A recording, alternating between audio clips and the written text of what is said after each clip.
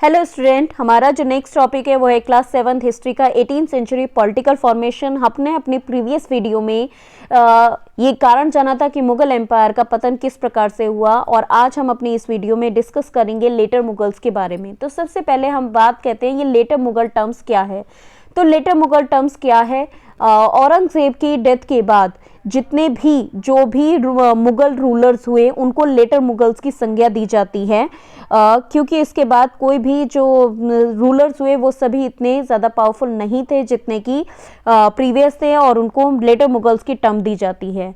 अब तो letter Mughals में किन किन को ऐड किया जाता है, या कह लीजिए मोस्ट इंपॉर्टेंट रूलर जो लेटर मुगल्स के अंतर्गत थे वो कौन थे। तो औरंगजेब की जब मृत्यु हुई तो उनके 3 बेटे थे जिनके नाम थे मुअज्जम, आजम और कमबख्श। ये सभी जो थे उस समय में जो राजगद्दी का जो उत्तराधिकारी होगा उसको बनाने के लिए कोई नियम और कानून तो था नहीं। तो उस समय में वॉर ही एक रीज़न होता था, वॉर ही एक तरीका था जिसके ज़रिए से जो है राजगद्दी को हासिल किया जाता था, जो थ्रोन को संभाला जाता था।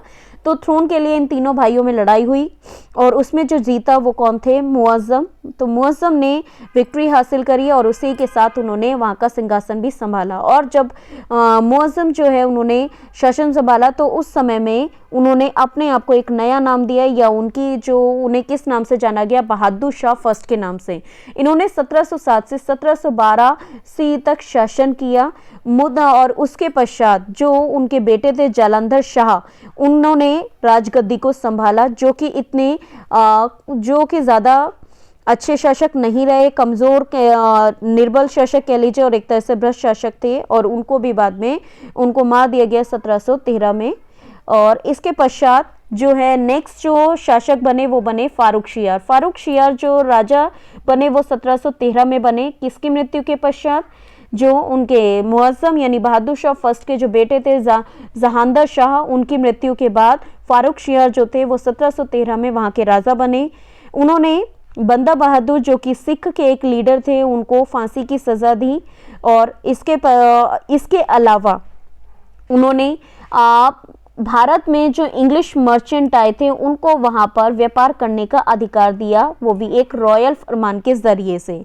लेकिन उनको भी उनके बाद में उनके जो भाई के द्वारा उन्हें मार दिया गया 1713 में। तो इस तरह से ये इनकी हिस्ट्री जो है वो होती है। नेक्स्ट वन है कि मोहम्मद शाह जिनका नाम जो था रोशन अख्तर जिन्हें कि मोहम्मद शाह के नाम से जाना जाता है इंडियन हिस्ट्री में, जिन्होंने 1719 से 1747 तक शासन किया।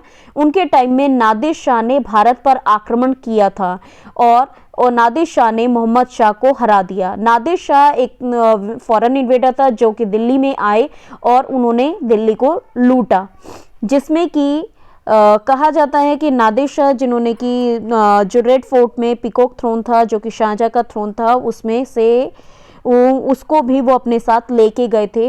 काफ़ी सारे और हमले आक्रमण हुए अफगान रूलर्स के साथ, जिसका कि भारत गवाह है।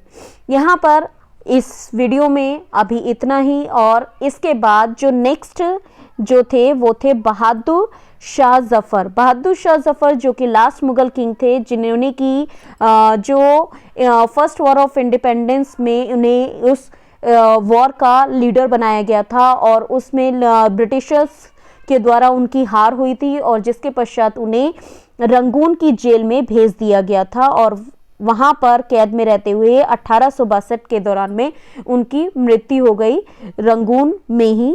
इस वीडियो में केवल इतना ही। आगे का हम वीडियो में जो नए मुगल राज्य का, जो मुगल साम्राज्य का जो पतन हुआ, तो उसके बाद जो नए स्वतंत्र राज्य किस प्रकार से उदय हुए और वो कौन कौन से राज्य थे, उसके पीछे कौन कौन सी सर्कमस्टेंसेस थी, उन सभी के बारे में डिस्कशन करेंगे। Till then stay happy and keep learning.